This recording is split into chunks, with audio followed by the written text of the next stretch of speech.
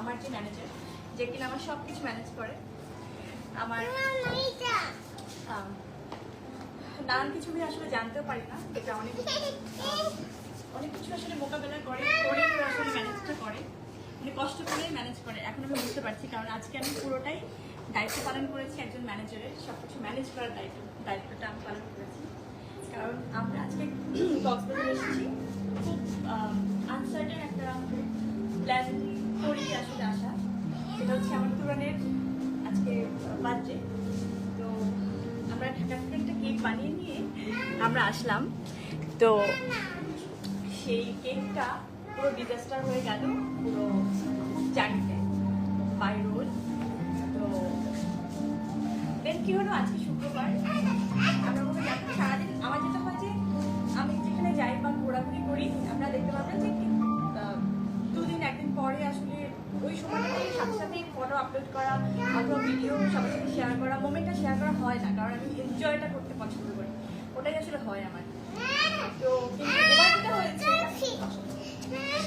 বাবা বলো, ও খুব এক্সাইটেড।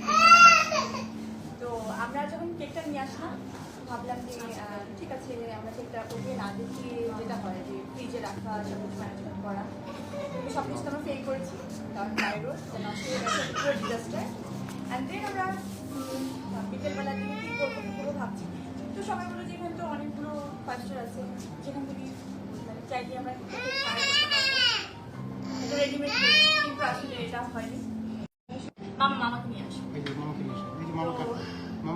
যে আমার সব কিছু ম্যানেজ করে, তার জীবনের একটা কেক ম্যানেজ করতে, যে বার্থডে কেক ম্যানেজ করতে আমি শুধু এত লাইভ হচ্ছি, কারণ আমার ওই যে হুটহাট করেই আসলে সুন্দর মোমেন্টগুলো সবসময় শেয়ার করা হয় না।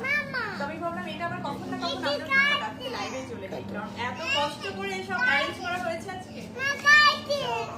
আসলে এটা খুবই সারপ্রাইজ পার্টি ওর জন্য, আমি ভিডিওতে চোখ বেঁধে দিয়েছি, আমি দেখতেছি না, কিন্তু শুনছি যাতে করে আমি কি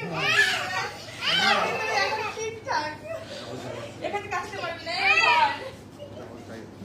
মামাকে নিয়ে আসো, মামাকে নিয়ে আসো, আসো না, আমি পুলিশ না, দাঁড়া, আসো মামায় ও আগে কেটে ফেলতে বাবা, দাঁড়া দাঁড়া দাঁড়া দাঁড়া আব্বা, দাঁড়া একটা ছবিও তো দিলে আব্বা, হ্যাপি বার্থডে তুরান। আমি জানি তুই প্রেশার নিচ্ছিস, কারণ আমি অনেকক্ষণ ছিলাম না ওর কাছে। আব্বা তুমি কেটে ফেললে হবে না, বার্থডে ওর বার্থডে ও কাটতেছে, এটা আমার জন্য অনেক ভাগ্য। ধর, আয় না একটু ফোনটা ধর।